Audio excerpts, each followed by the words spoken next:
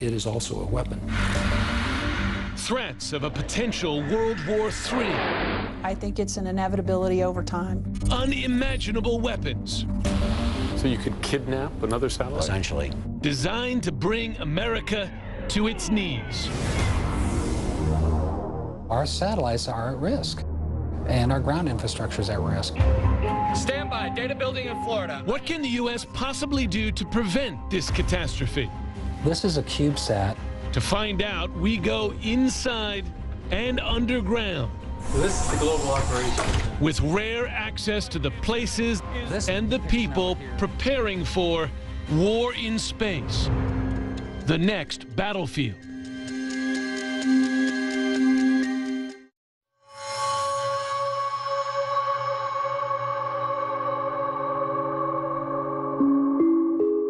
As the sun sets and the nation goes to sleep, the battle for supremacy in space is about to begin. One final night before Americans wake up to a new and daunting reality. 10 a.m. New York, 7 a.m. Los Angeles. Cities normally buzzing with the morning rush suddenly stall. TV networks start to go dark. Internet connections run slow. ATMs begin to malfunction. There's confusion. No panic, not yet, as stealth cyber attacks are racing through the U.S. at the speed of light. Then you have the question of, is it a cascading effect or not? By noon in New York and 9 a.m. in Los Angeles, financial markets dependent on exact timing provided by GPS are frozen. Mobile phone services already patchy fail. Confusion gives way to growing fears this is much more than a simple cyber glitch. Many traffic lights and railroad signals, also timed by GPS, default to red, bringing transport to a standstill. Commercial air traffic is grounded as pilots lose navigation and weather data. Power stations and water treatment plants begin to stop functioning. This feels like utter science fiction, and yet it's not. Promoting track 1-2. By now, Americans know the country is under some kind of attack. This is Sivers. We're detecting a space launch on a... And they look to the armed forces to spring into action. Stand by. Data building in Florida. 0 on flight departure. But the world's greatest military is struggling to respond. Military pilots and drones lose contact with the ground. GPS-guided smart bombs are rendered dumb. Warships lose contact with commanders. This is the nightmare scenario. Chaos on Earth as our adversaries launch a massive cyber attack on key infrastructure and disable and destroy our satellites in space. The first shots in the first space war. Explosions in space that no one will hear. Peter Singer wrote about this dire scenario in his book Ghost Fleet, and he now advises the Defense Department on just this type of threat. You are now in World War III, so besides losing your ability to take out money from an ATM, your nation is in World War III. This is not fantasy. This is the future, a future for which the U.S. is now urgently preparing. If you say, is it inevitable, then the answer is probably yes.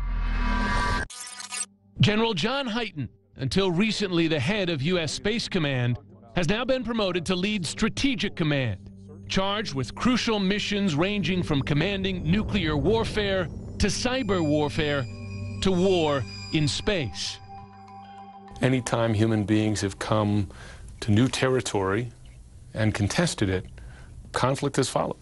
Human beings forever have wanted to explore what's beyond the hill, the horizon. And as we go out there, there's always been conflict. Conflict in the Wild West as we moved into the West. Conflict twice in Europe with horrible world wars. So every time humans actually physically move into that, there's conflict. And in that case, we'll have to be prepared for that. This new contested territory, however, is mind-boggling. 73 trillion cubic miles. The Space Surveillance Network has been transmitting observations. And the early signs, by U.S. leaders' own admission, are disturbing for life as Americans know it. In 2015, the Pentagon expressed grave concern that America was not ready for war in space. It was proven right when, months later, U.S. Space Forces were overwhelmed in war games that targeted U.S. space assets. It does get ugly in a hurry. If it goes kinetic, it gets ugly really bad.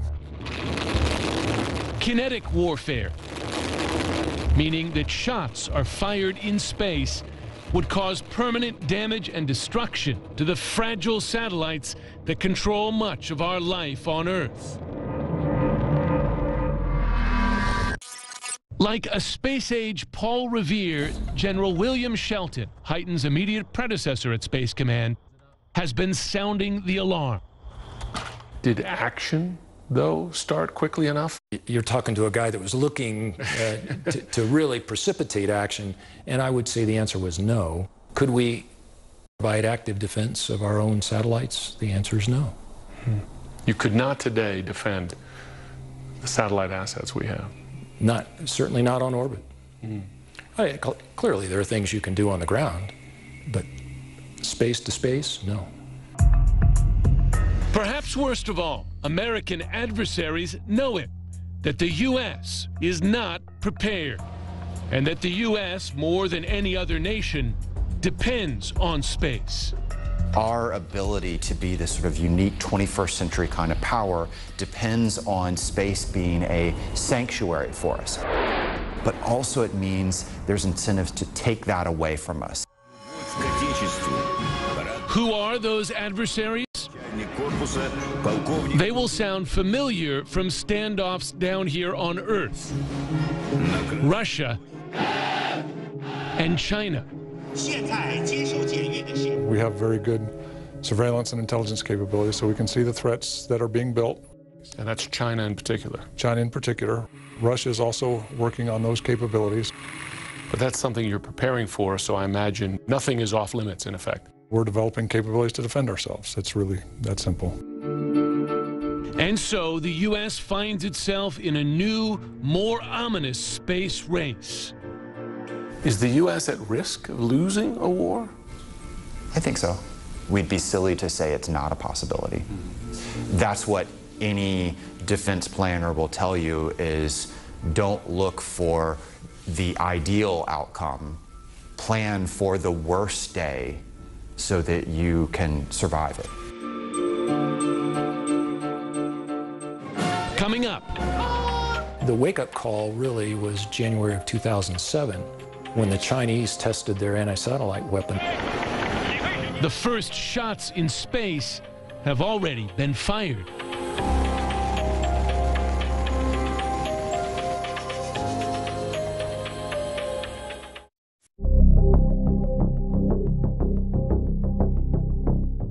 All right, good morning, Charlie crew. Let's get started. Changeover. One of the first warning shots in space was spotted here at the Joint Space Operations Center at Vandenberg Air Force Base in California. All assets are currently tasked and are ready to support. Pending any questions, ma'am, that's all I've got. It was May 2014 when a small team of airmen monitoring a Russian space launch saw something they'd never seen before. As part of the Russian space launch, we were tracking 3 objects on orbit. One was the actual satellite that they were launching in orbit. One was the rocket body. And another was what we assumed to be a piece of debris. But soon after, that debris came to life. Lieutenant General David Buck, commander of U.S. military space forces, was on duty. The one object that we assumed was a piece of debris started to maneuver in close proximity to the booster. It has continued to, over time, make maneuvers? We're watching it very closely. In other words, it's not debris, but a satellite with new and dangerous capabilities. Hidden from sight in an old airplane hangar at Vandenberg is General Buck's team, airmen who consider themselves the first space warriors. First Lieutenant Andrew Engel is one of them, assigned to the Joint Space Operations Center, one small part of America's Space Command. It's a command with some 38,000 employees, a nearly $9 billion annual budget, and 134 locations across the globe. Now, when you see a satellite from another country move in space like that, is there any other explanation except that they're testing out an offensive capability? Everything that has that type of capability can be easily changed into an offensive capability. The satellite's official call sign is Cosmos 2499, but the airmen here have a more daunting nickname, Kamikaze, a spacecraft expressly designed to maneuver up close to another satellite and disable or destroy it. In other words, this satellite can go on attack. This is something that is kind of on the new frontier of space that we're seeing from our adversaries in this aspect. It's highly technical, highly skilled.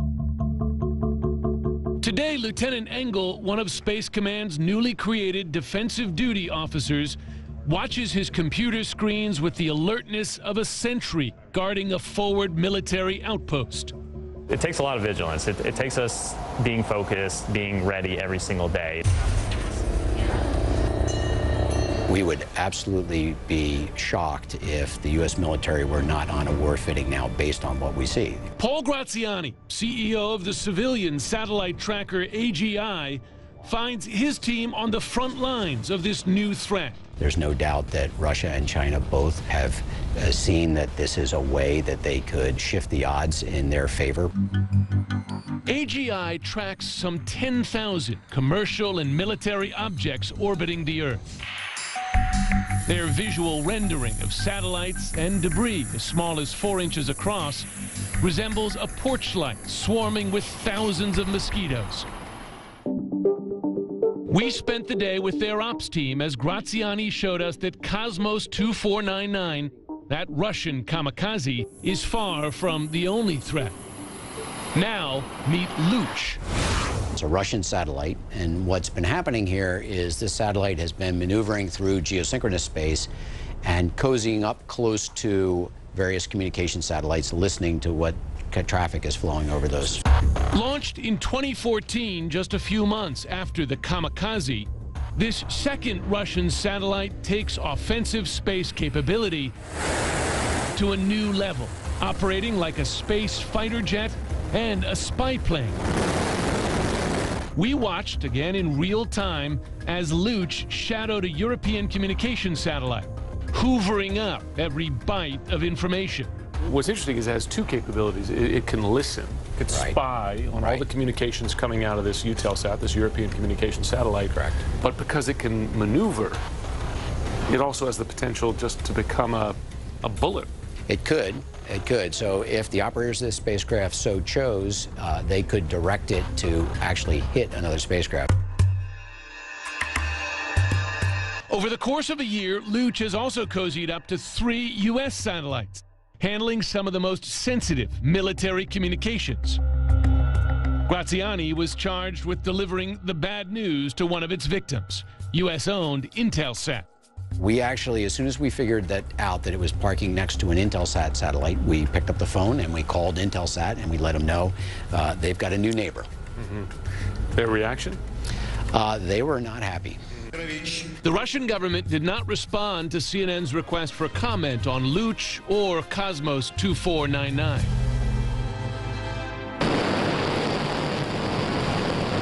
If Russia's launches of those potential attack satellites were the space equivalents of surgical strikes, China's 2007 space shot was a sledgehammer.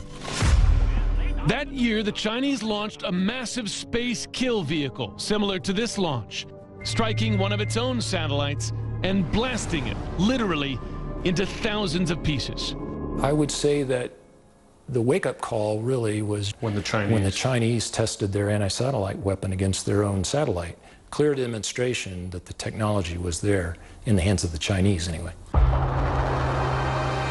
A wake-up call, both because it represented an ominous step towards weaponizing space and because it immediately added thousands of pieces of debris to Earth's orbits, each piece a potential satellite or spacecraft killer.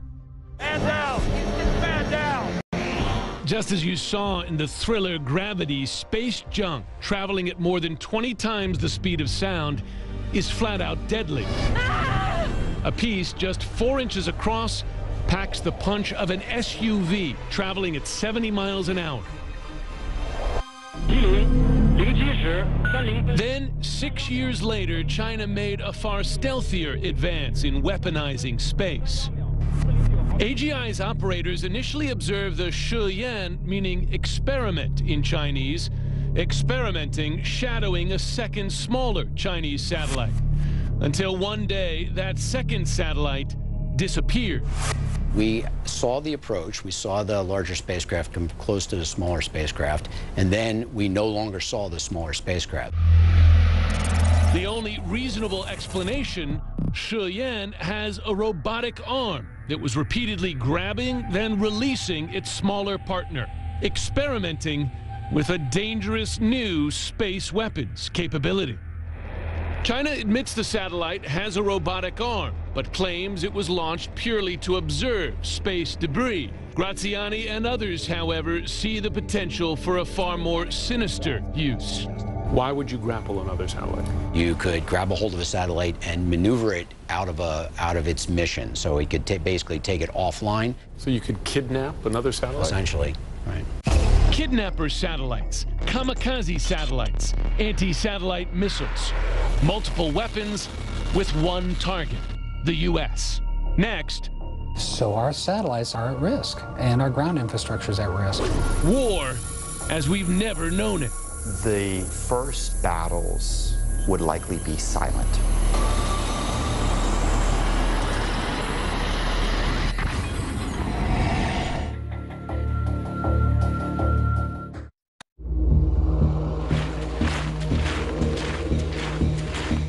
Every war has its trademark sound.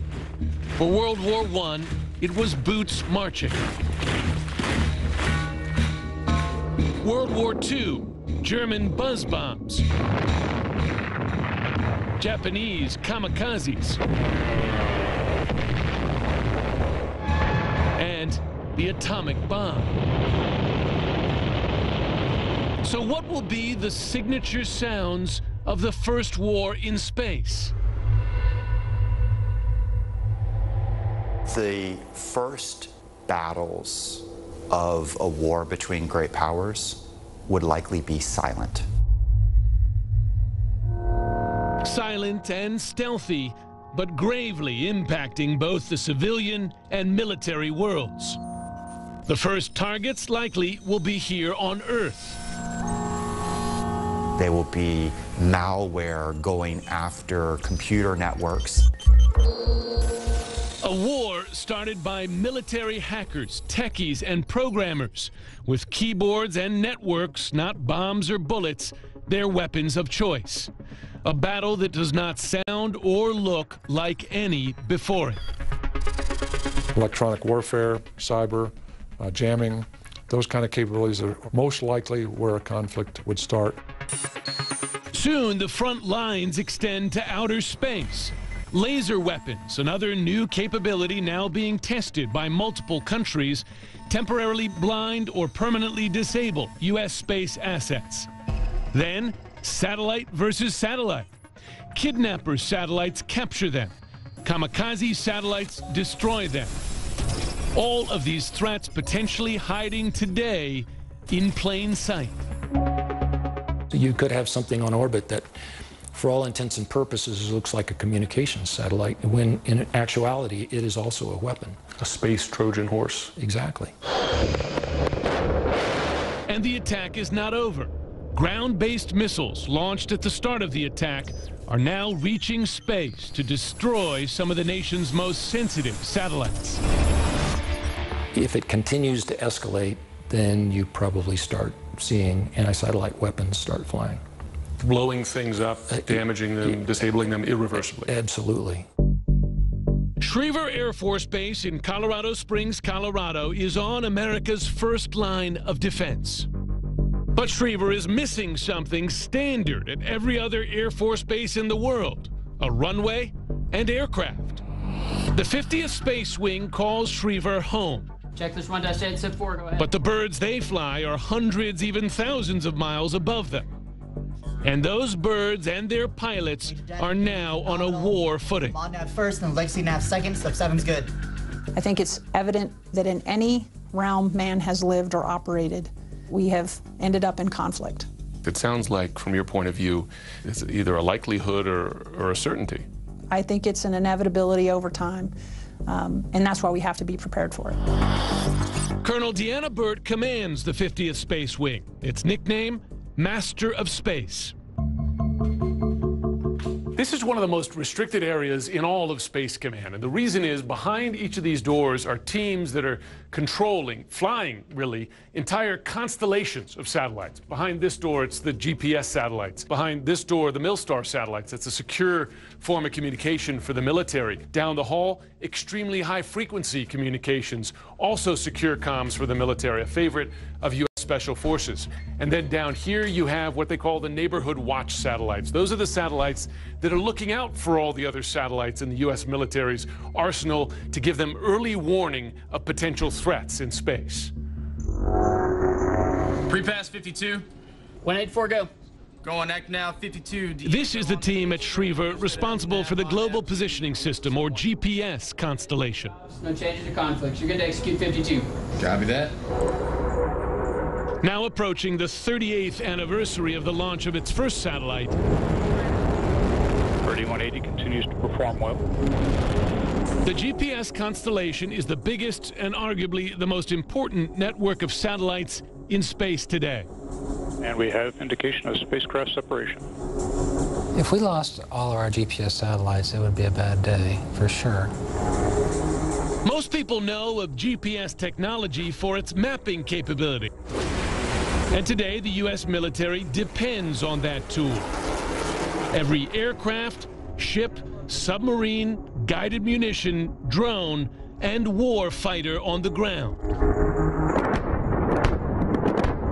Over half of the munitions we're dropping against ISIS today in CENTCOM are GPS-enabled munitions. So what that means is we're able to strike things more efficiently, more accurately, with less civilian casualties or other casualties in the area. But GPS satellites also provide precision timing to the civilian world. Space Command estimates that some 3 billion people take an action dependent on GPS every day. If you got gas today, that ATM system in the gas pump is timed off of GPS.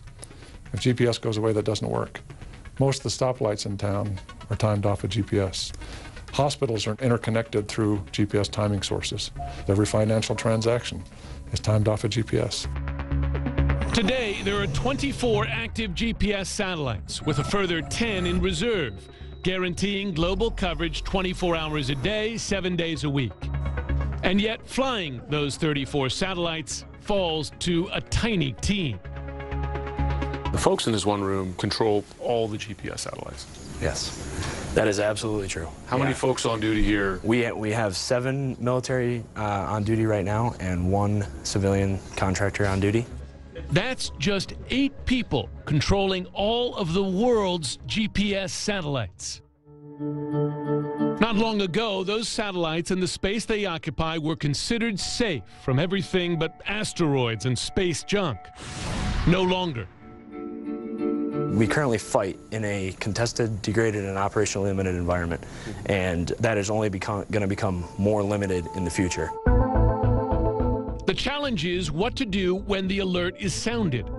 Unlike its adversaries, the U.S. has not weaponized space. So these airmen and women may call themselves space warriors, but for now, they are unarmed, making their squadron headquarters an observation post with very accurate clocks to set your watch. These satellites were built 15 years ago and launched during an era when space was a benign environment. There was no threat.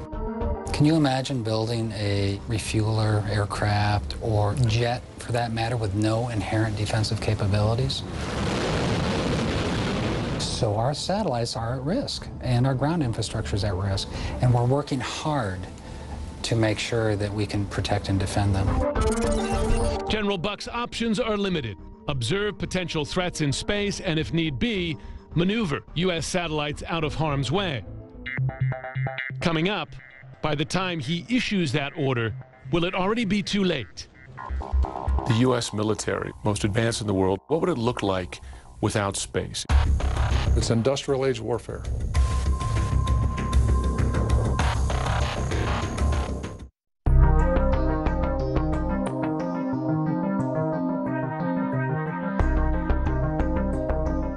Stories underground, past multiple security checkpoints. In each room, we can set up at a different classification level.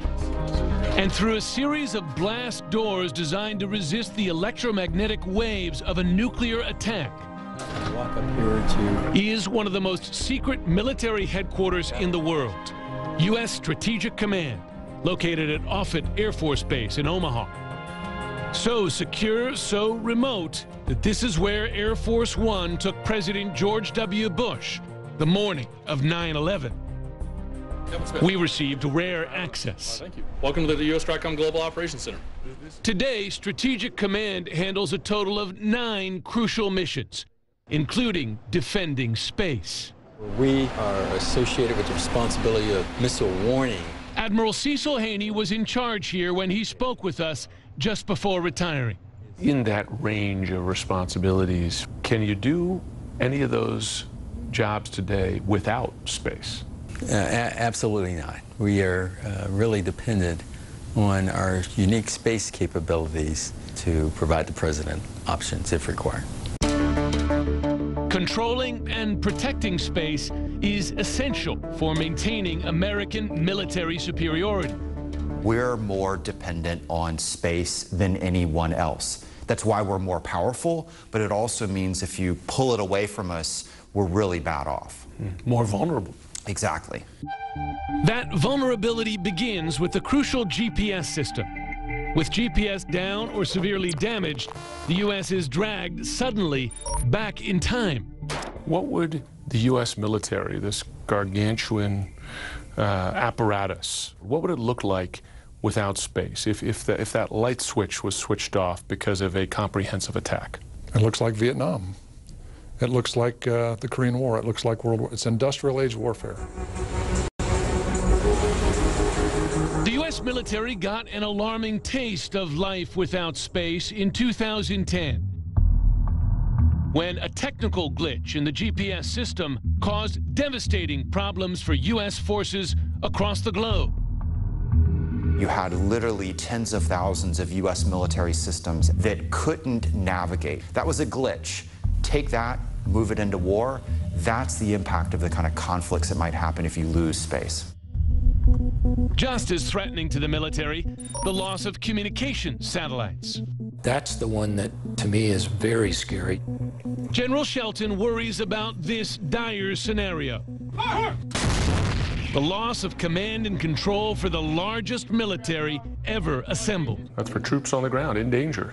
Troops on the ground in danger, and also when the president needs to give execute orders out to the deployed forces. Ground, anything else? We're good to go, sir. At Buckley Air Force Base in Aurora, Colorado, the 460th Space Wing is scrambling to respond to a far more dangerous reality. The loss of early warning of nuclear attack, preventing our military from responding in time. Stand by. Data building in Florida. IAs, check sources. Intel is a confirmed Atlas V launch. We are the first news crew allowed inside their highly classified operations center, where the team demonstrates how they watch every ballistic missile launch on the globe. This is Sivers. We're detecting a space launch out of Cape Canaveral, Florida. Commander type is Atlas V. Copy all. The U.S. Nuclear Early Warning System satellites are placed in some of the highest orbits for protection, flying as high as 22,000 miles above us. Losing just 2 of them could leave the U.S. military mostly blind to part of the planet. You're looking at about a 30 to 40-minute flight time of an intercontinental ballistic missile.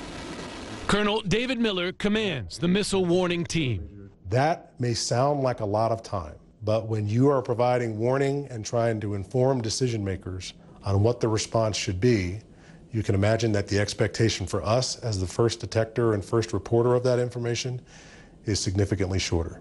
Back at Strategic Command, a clear indication of exactly what's at stake. A line of digital clocks that would start counting down if nuclear missiles were ever launched. Red for the time to impact on an adversary's soil. Blue for time to impact here in the U.S. And safe escape for the time that commanders here have to flee to their aircraft, which remains on alert 24 hours a day, 365 days a year. With the fate of the nation potentially at stake, I had one overriding question. Can the U.S. credibly defend itself in space without the ability to shoot back? Are offensive space weapons part of the conversation for the U.S., under consideration? I would just put it this way. We're looking across the whole spectrum of capabilities. So not taking that option off the table? Absolutely. And so, 30 feet underground in perhaps America's most secure command headquarters, I learned that the U.S. may soon be joining the first space arms race. If you hit me, I'm going to hit you harder. Next, the U.S. fires back.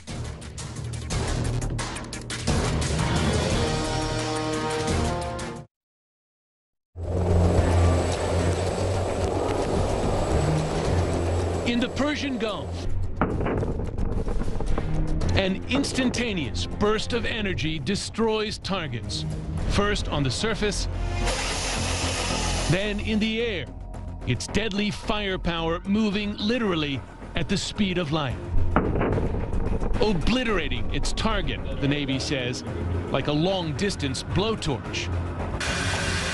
This is the U.S. military's first operational laser weapon.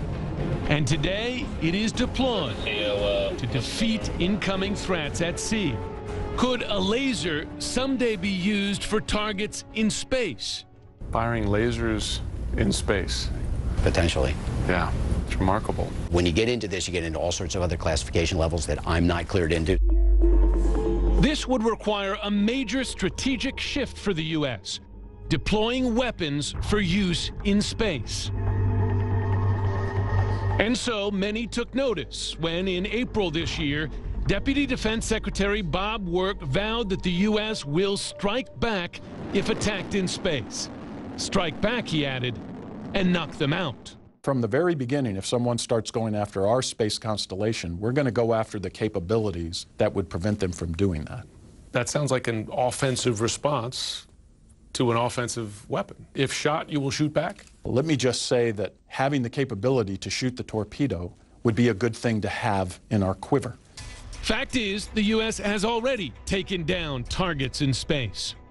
In 2008, a tactical missile intercepted and destroyed an orbiting satellite which had veered out of control. This is the very moment when that satellite was blown to pieces. Officially, Operation Burnt Frost was launched to protect the Earth from toxic fuel on board the faltering satellite. But many saw a warning to China, Russia, and others that the U.S. has offensive capabilities as well. There's deterrence by denial, where you try to convince your adversary that no matter what they do, no matter how many attacks they shoot at our satellites, we're still going to be able to operate through those attacks. And then there's deterrent by punishment, saying, if you hit me, I'm going to hit you harder. Weapons fired from Earth is one thing, but now the U.S. is considering capabilities it could deploy on the front lines in space, arming satellites. You could have weapons that could be fired against the weapons that are coming at you. Secretary Work raised the possibility of arming satellites with weapons he compared to the depth charges that Navy surface ships used to defend against enemy submarines during World War II. And so You can imagine activity in space. Essentially, it would all be defensive in nature, trying to keep our satellites from being destroyed. So some people might say, well, that sounds like offensive war in space to me. We look at this as totally defensive. Looking further into the realm of Star Wars, the U.S. has been quietly developing the first American space drone, the X-37B. Bearing a striking resemblance to the space shuttle, the drone is officially a reusable spacecraft for carrying payloads into space. So it's been deployed. The nice part about it is you can bring it back, deploy it again, and we're experimenting with it. Its other missions are classified, but its maneuverability, payload space, and ability to stay on orbit for hundreds of days give it potential for offensive and defensive missions in space as well. Missions the military today denies. When China or Russia sees a capability like a drone, why is it not reasonable for them to conclude the U.S. has potential space weapons? I should too. I can tell you what it is. I can tell the world what it is, and it's not a weapon. But people can look at it and they can believe what they want to believe. But do adversaries such as Russia and China buy it? When we come back, the race that could devastate space for centuries to come. There will be conflict.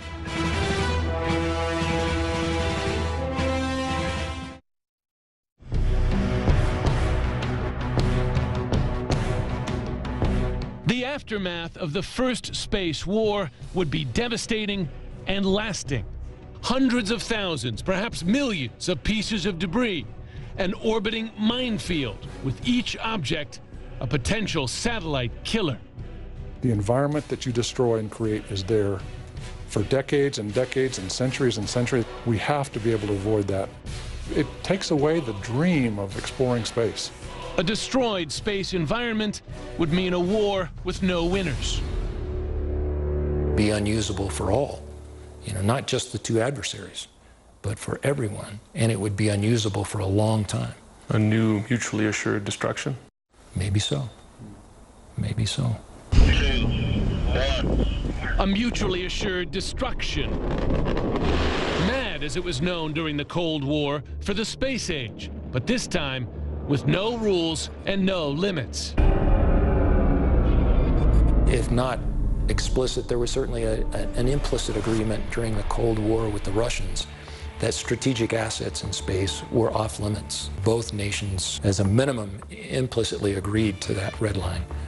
I don't believe that we have had that same dialogue with the Chinese, and therefore I don't think there's going to be near as much of a deterrent thought in their minds. But today, you don't believe that China sees an offensive strike in space as a red line, as crossing a red line? Not in all their writings that we've been able to glean. Fact of life. Fact of life. So how to make space war less likely? Some space commanders say they must convince adversaries that the U.S. has so many assets in space that it could survive any attack.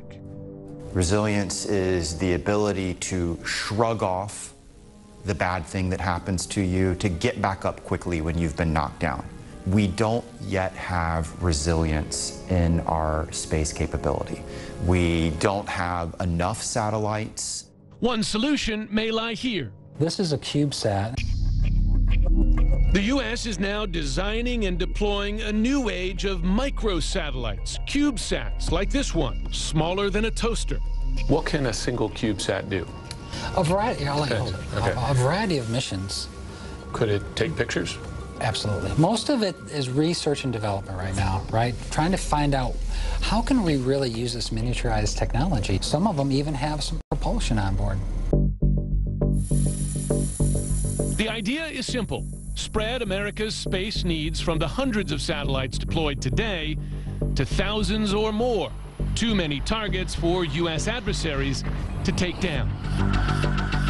Talk about redundancy, resiliency, incredible capability, and not just for the military, right? For commercial applications. Global Wi-Fi, right? There you go. Yeah. That's remarkable. It's great technology. Yeah. For now, the U.S. still depends on their much larger predecessors, like this next-generation satellite, GPS-3, due to launch in 2018. Lockheed Martin granted CNN an exclusive first-ever look at the GPS-3 in production, a classified and clean environment in which one stray hair or bit of dust could do significant damage.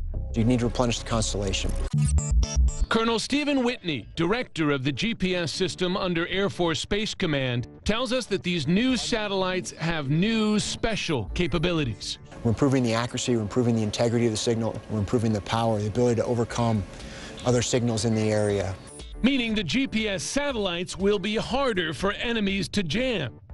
Other new satellites have shutters to block lasers and thrusters and fuel to move out of harm's way. More agile spacecraft for a more dangerous space environment. But are U.S. adversaries making bigger, faster leaps? In 2018, China will make history when it lands a spacecraft on the dark side of the moon. A lander will land on the dark side of the moon, a robot will roll out, and it will have the Chinese flag written on the side of it. It will be a historic moment, not just for China, but for humanity. And we have to wrap our heads around the fact that we're not going to be the ones leading the way. And so, U.S. space commanders are now being forced to think even further into a daunting future. Some days there'll be X-wing fighters. Every domain we've gone into has been subject to conflict. And, you know, it'd be nice to be Pollyannic and say it'll never happen in space, but that's a mistake. We have to assume the worst case, assume what we see is true, that people are building those capabilities to challenge us, and we will have capabilities to defeat that. It is the arms race of the 21st century and beyond, with a new American battle plan, but no certain victory.